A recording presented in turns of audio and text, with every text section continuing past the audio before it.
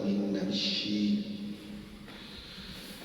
أما بعد فأعوذ بالله من الشيطان الرجيم بسم الله الرحمن الرحيم إن الله يحب التوابين ويحب المتطهرين صدق الله مولانا العلي العظيم وبلغنا رسوله النبي الأمين الكريم ونحن على ذلك لمن الشاهدين والشاكرين والحمد لله رب العالمين. After praising Allah Almighty and sending durood upon the Holy Prophet Sallallahu Alaihi Wasallam, respectable Islamic brothers, the verse of Surah Al-Baqarah, the part of verse I have recited in which Allah Ta'ala says, Inna Allah yuhibbu at-tawwabin wa yuhibbu al-mutatahhirin. Verily, indeed, Allah loves who do repentance in His court, and the people who purify themselves. So purity is a necessity for a Muslim. Even when the time of prayer, time of worshipping, purity, cleanliness, it is, especially the prayer, it is a precondition for salah. If someone wants to offer salah, he has to purify himself first of all, then he can offer salah. And if a person offers salah without purity, intentionally, so scholars has mentioned in the books, it lies that he is denying the worship. Because Allah Almighty has said in the Holy Quran, وَثِيَابَكَ فَطَهِّرْ, purify your clothes. This verse is revealed regarding salah.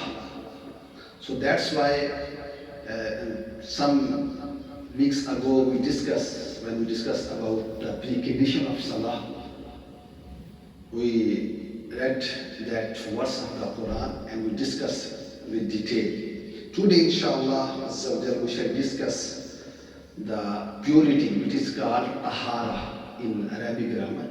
And Arabic language is called tahara, and in Urdu it is called taharat. In English is called purity. So purity actually has two types. One is called major purity. You can say the big, to understand. And second one is minor purity. Minor means which is less than status as compared to big one. So major purity, the big purity we can say, it is tahara. It is called shower, to take shower, to take ghusl. And second one is, which is called minor purity, it is ablution. So this thing, major and minor, it is regarding to, when we compare it with impurity. There are two types of impurity. So that's why we have divided into two types. The type of taharat, the major one is called shower ghusl, and second one is called ablution. And in hadith, in which the importance of tahara, importance of ablution is mentioned, which is hadith in Sunan al-Nasai, Hadith number 944. Prophet ﷺ, one day he was leading the Jama'at, leading the prayer. During recitation, he was reciting Surah Rum. During recitation, he ﷺ felt a doubt in his recitation. So after the prayer, he ﷺ said to his Musalli, what's the matter with those who pray and who offer salah with us and do not perform ablution wudu properly. Then he sallallahu alaihi wasallam said the reason of this one, said because of them the Imam has doubts in his recitation. Which is a reason, it's a cause. Sometimes Imam forgets during leading prayer. Is a one reason is mentioned in Hadith in Sunan al-Nasai, that one reason is that the Muslims who are offering prayers behind the Imam, they are not taking care about their wudu and also ghusl. Second hadith is in Al-Musnad Imam Ahmad bin Hanbal, in which Prophet ﷺ said, the key to paradise is prayer. And in prayer has so much importance. Even it is said, it is key to entering the paradise. And what is the key of prayer? He ﷺ explained, the key to prayer is purity. And as we listen, there are two types of tahara. First one is shower and second one is ablution, is called wudu as well. So first of all we should listen about the wudu, which is called minor taharat purity. The benefit of wudu is that, which in Musnad Imam Ahmad bin Hanbal hadith number 415, Prophet said,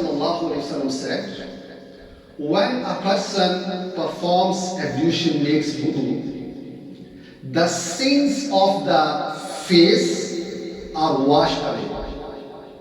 Subhanallah. By washing the face. And he said, the sins of the hands will be washed away by washing the hands. Likewise, the sins of the head by wiping the head, and the sins of the feet by washing the feet.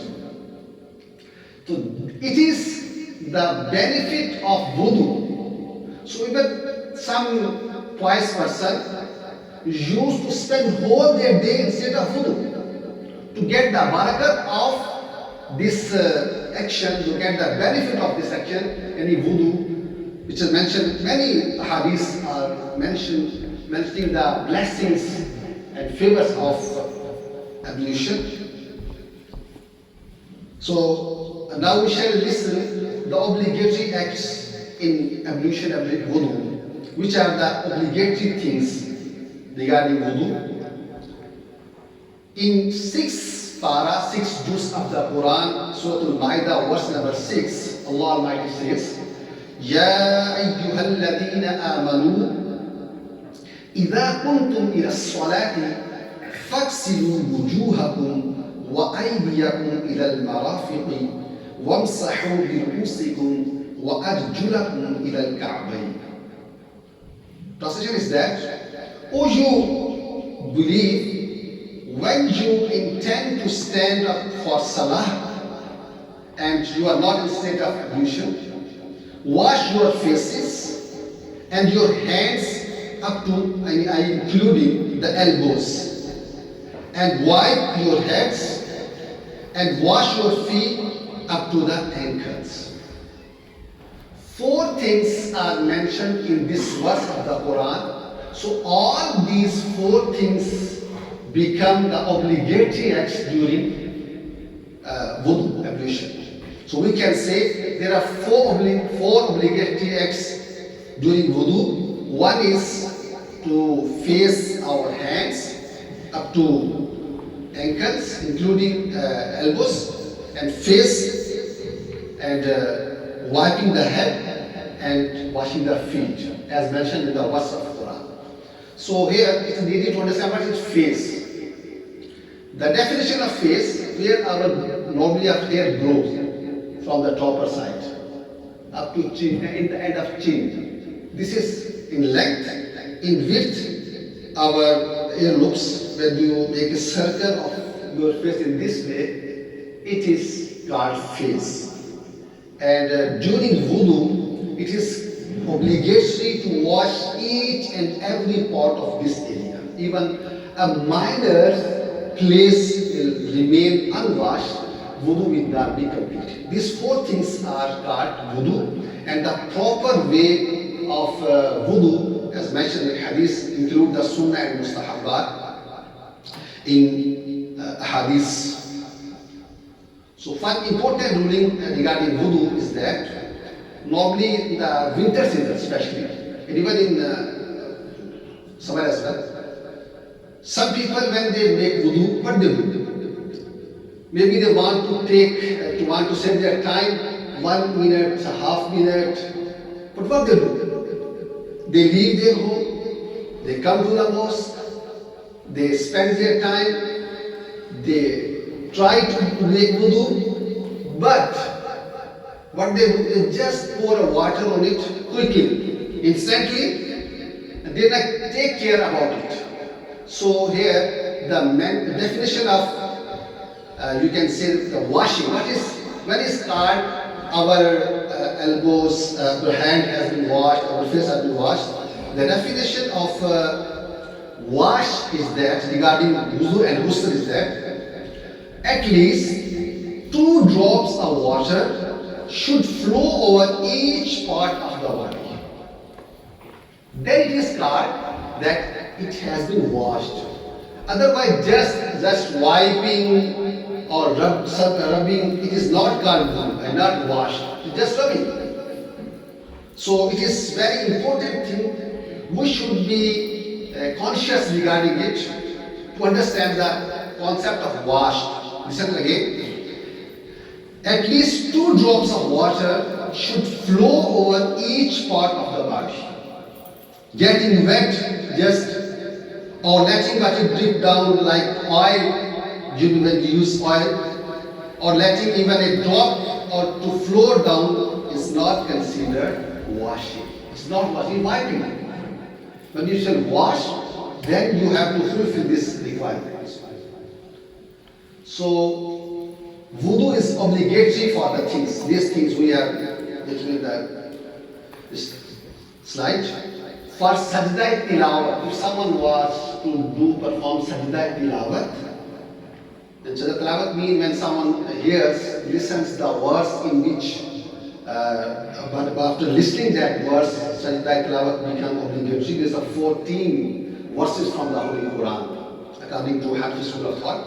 So when someone wants to offer sajda tilawat, what he has to do?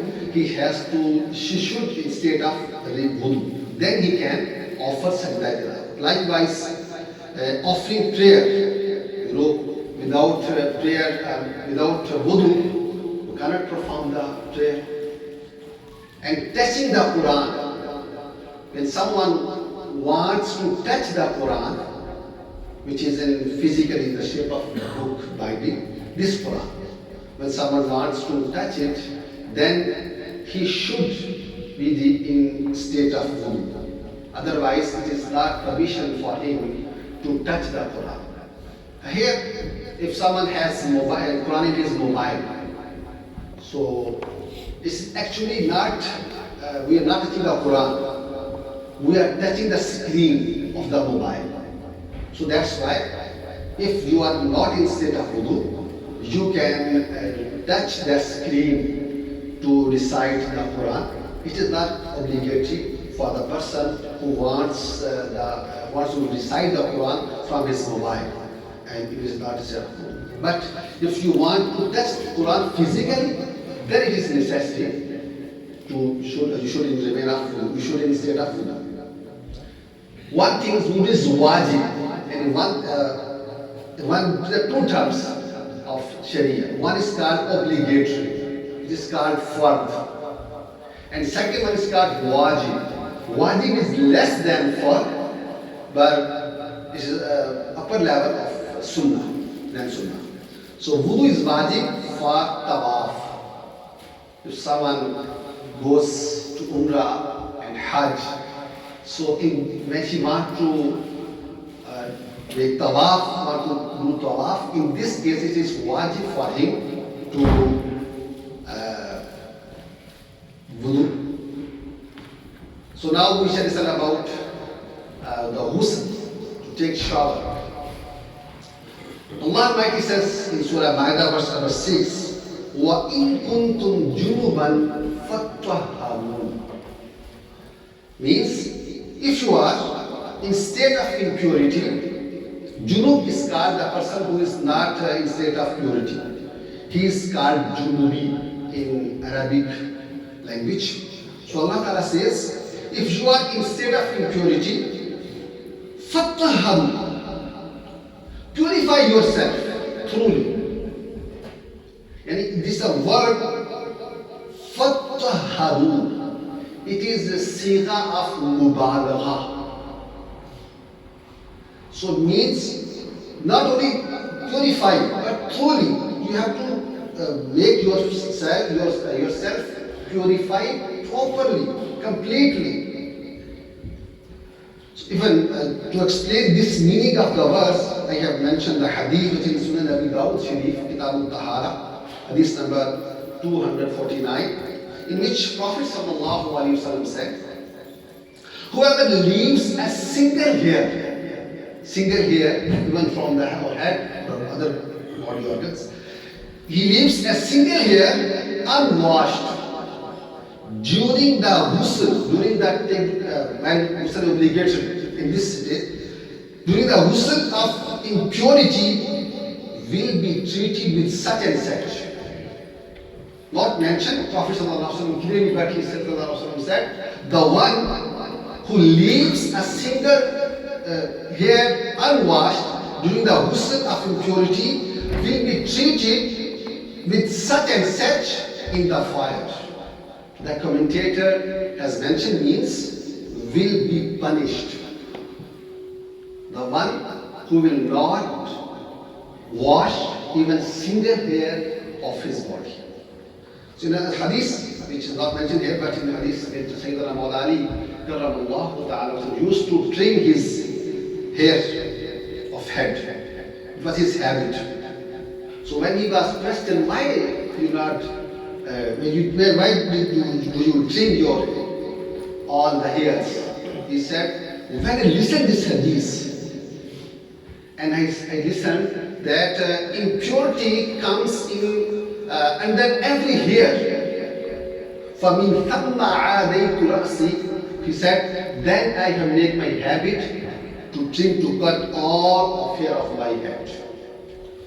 Just as a precaution. Maybe it will remain unwashed.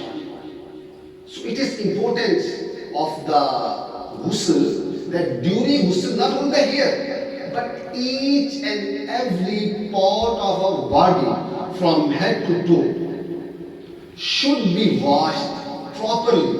Whereas we have listened to the definition of washed, minimum 2 drops of water should be on that place. And after rubbing, if needed. Suppose the skin, some person has a dried skin.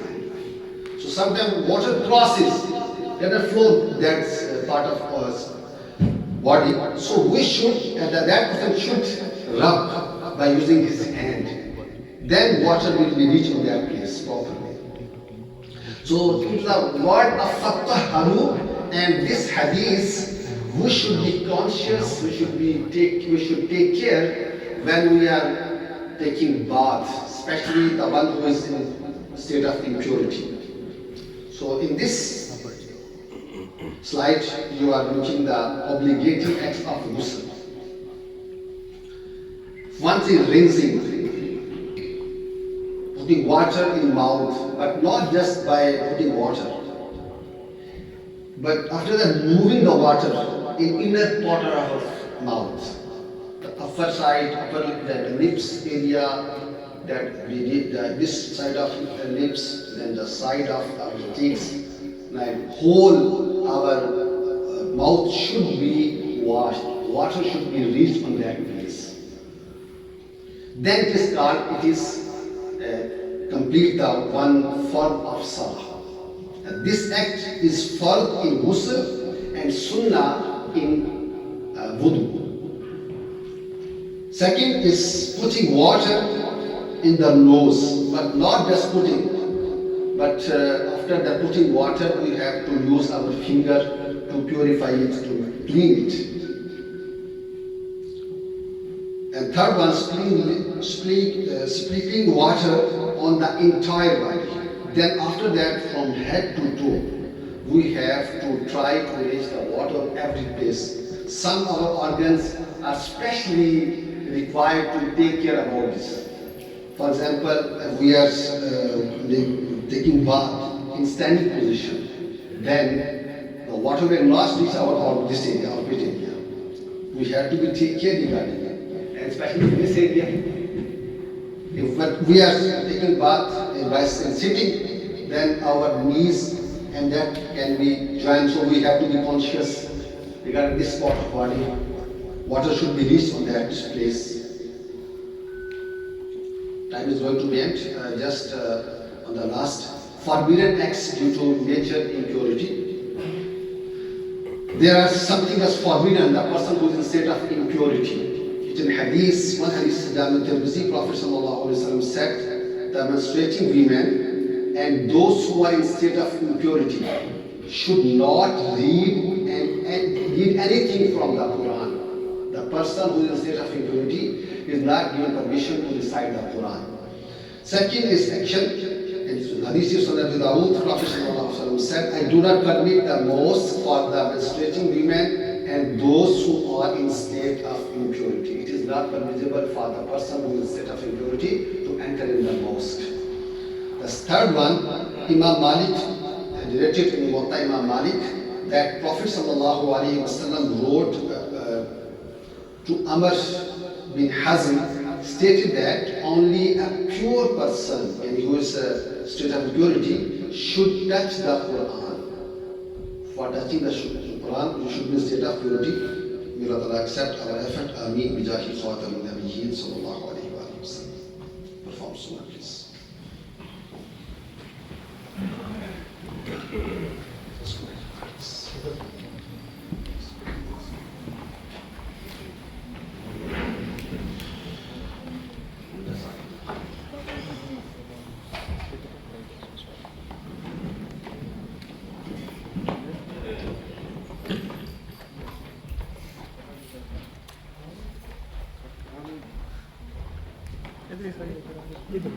Huh?